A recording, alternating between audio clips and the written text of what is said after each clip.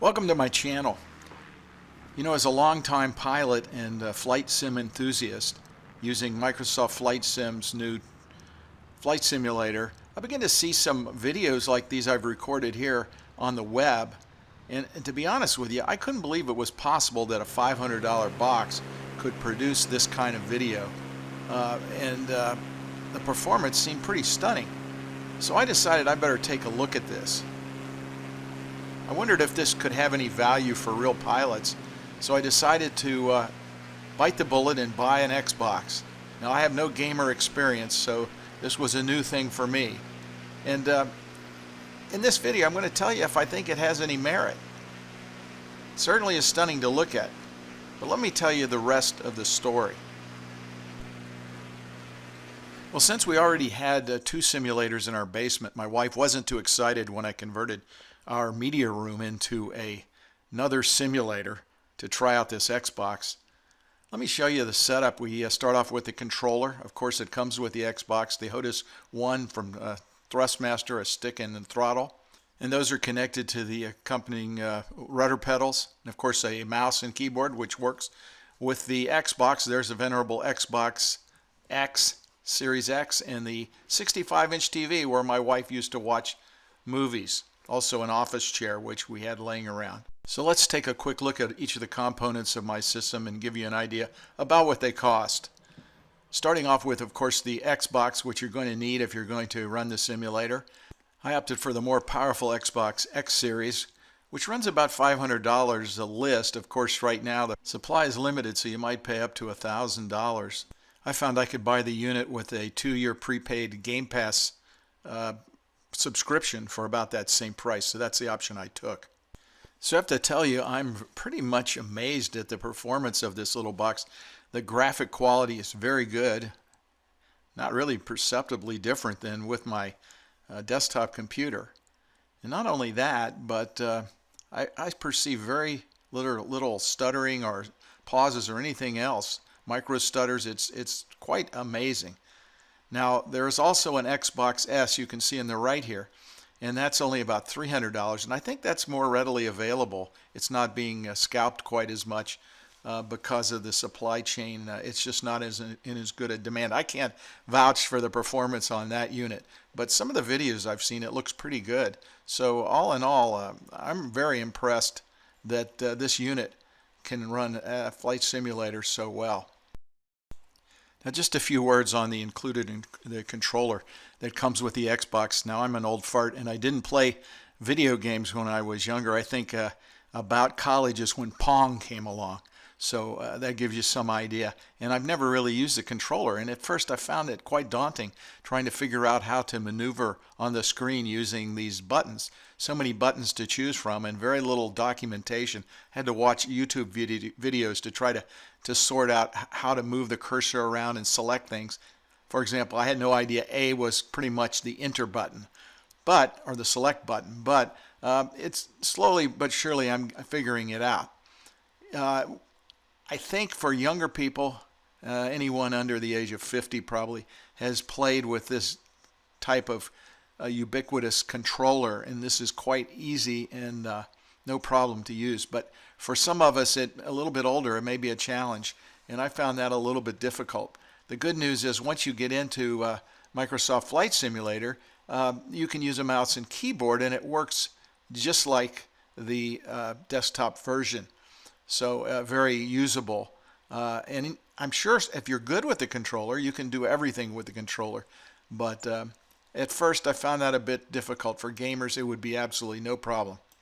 Now, it is possible to fly the simulator completely using the hand controller, but so far as I know, there's no aircraft in the world currently being controlled by a hand controller.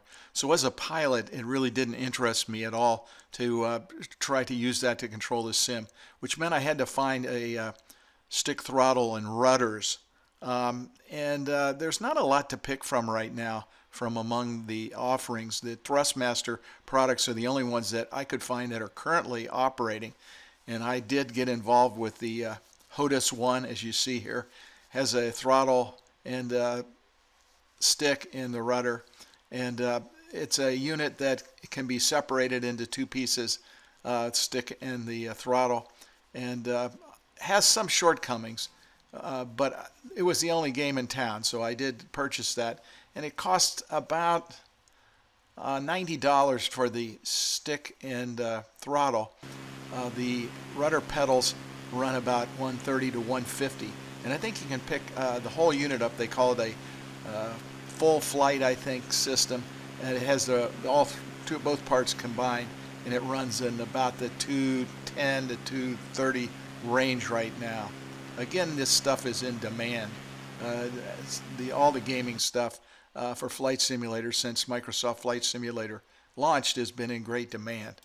The good news is there's a lot of exciting products on the horizon right now, notably Honeycomb has some product offerings announced. Also, Turtle Beach has a very interesting unit that's going to be coming along, and several others. So that's just a matter of time that this gets solved. But for the time being, this was the only offering that offered the stick, throttle, and rudder all complete, which as a pilot I really need to enjoy flight simming.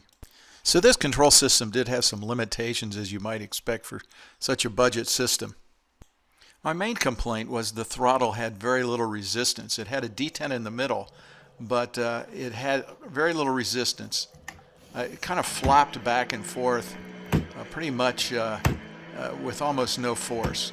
There's also a paddle axis on the back side of the throttles you can use for rudder control if you don't like the twisting rudder that's available on the stick, which I find very unrealistic. The stick and throttle have ample buttons and for most needs, although I found a single hat switch was a little annoying because it's a point of view switch, and I also like that for trimming. All the standard Xbox buttons are there, so you can control the simulator completely with the HOTAS One if you're accustomed to the unit. Again, it has that twisting capability, but that can be locked out with a screw if you don't like that twisting function, and that's how I've opted to do it. But as you can see, there's plenty of buttons, and they're easily assignable in Microsoft Flight Simulator, just like on the desktop model.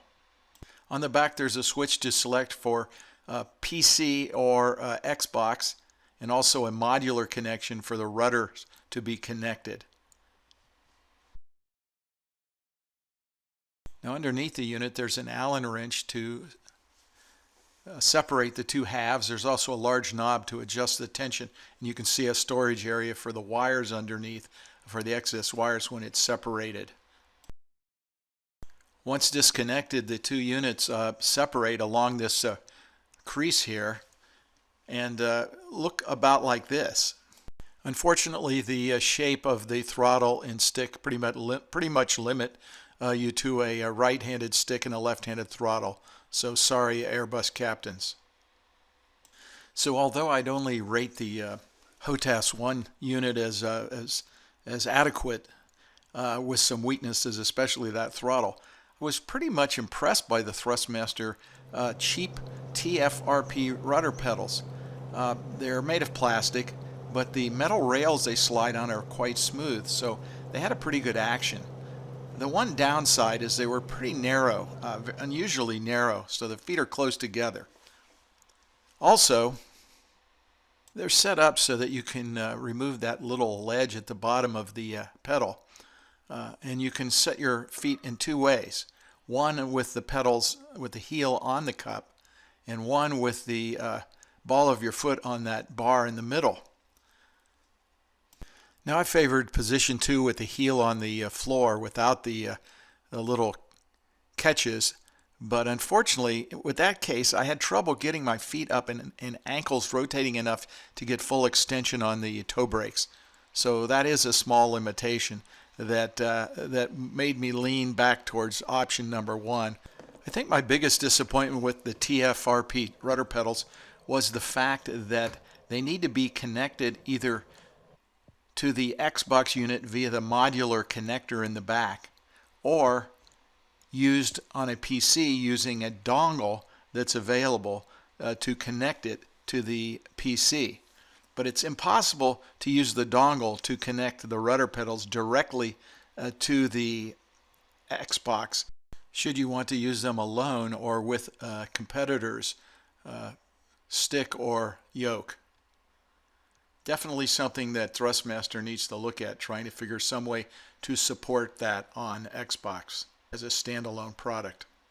I also think an inexpensive mouse and keyboard is a must for, at least for me. It makes operating the sim much easier, as familiar operation as the desktop version. Plus, it's very useful for panning around the cockpit and changing and zooming the views.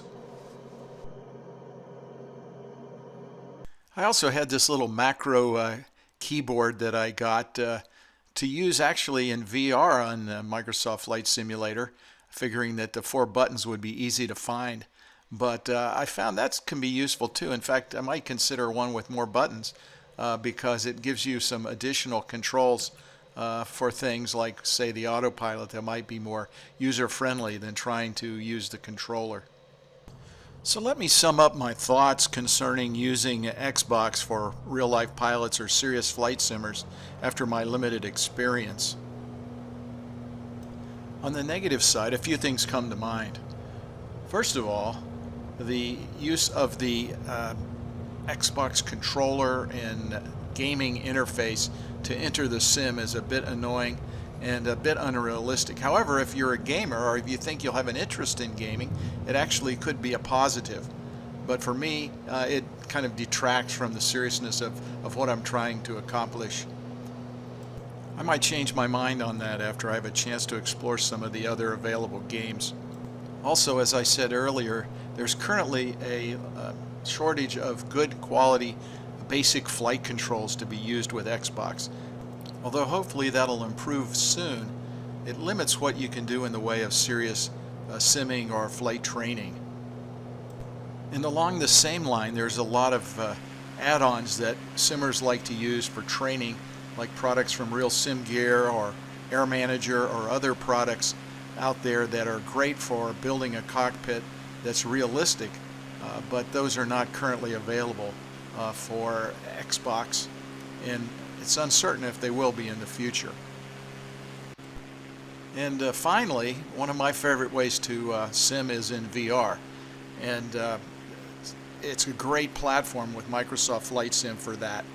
And currently, of course, Xbox does not support that, as does it not support multi-monitors. So those are two areas that a lot of serious simmers need and would be good for flight training. And we'll just have to see if those come along. But right now, that's a limitation that you miss with an Xbox. On the plus side, Xbox running Microsoft Flight Simulator offers some real advantages too. For one thing, the compatibility is not a problem. It's kind of like people who bought Macs back in the days when PCs were somewhat unreliable due to the operating system's compatibility with the hardware. Nowadays, that's not such a big problem. But in a flight simulator, guys who operate on PCs are constantly having difficulties with their configurations. In this case, it's like a Mac. All the hardware is exactly the same, and it's tuned to be working perfectly with Microsoft's Flight Simulator. They make the hardware, they make the operating system and the simulator. It's exactly the situation that Macintosh had. They gave it an advantage in the early days of computers. A second advantage is that the graphics seem to work very well with Xbox. Obviously, again, they make the software and they make the hardware, so it seems to be well tuned to work well together. And I actually say I couldn't see any real difference in the quality of the graphics between the desktop version with a high-end graphics card and a good CPU and Xbox. So another plus for Xbox in that category, especially now when you consider the cost, which is really, it almost makes you feel like you've been ripped off on your PC when you can see what kind of performance you're getting from this little $500 box that they've sold you. Amazing what the performance is with the Xbox. And although I wasn't that excited about the interface on Microsoft Flight Simulator when I first started using it, it did seem a bit game-like. I can see now why that it was done that way. And the beauty is that you can absolutely do everything with the Xbox version once you get it running, and you have a mouse and keyboard exactly like you did in Microsoft Flight Simulator for desktop. So there's really no compromises there. You're getting the whole enchilada, if you will. It works exactly the same. So kudos to Microsoft on that. And I guess one final advantage of the Xbox version is that it can be used for other games that other people might want to use. So not that you couldn't use your PC for other things in other games also, but if gaming is of interest to you, it's really a pretty good trade-off. So aside from sightseeing and just enjoying looking at the world from above in a Microsoft Flight Simulator on Xbox, there might be some training value. You certainly could go and review airports that you haven't been to before or that you're going to be going to. And for procedures training, it certainly beats chair flying, where you get visual feedback other than a cardboard poster hanging on your wall. So I'm excited about Microsoft Flight Simulator on Xbox. I think with the proper add-ons and some good hardware that will work with it, it has some real potential for some meaningful training and at an affordable price. And one last thing, if you don't have any interest in flying, you might consider this: the drone. You can use the controller without any flight controls and fly this drone anywhere in the world and get outstanding views. It's just an awesome experience to be able to zoom around and see a beautiful picture of the world. It gives you all the exhilaration of sightseeing in an airplane and right on your living room couch. Well, thanks for watching this video, and you know the drill. If you like the video, would you give me a like? Share it with your sim friends. Please subscribe if you haven't already. I'd also love to hear your thoughts and comments. Thank you.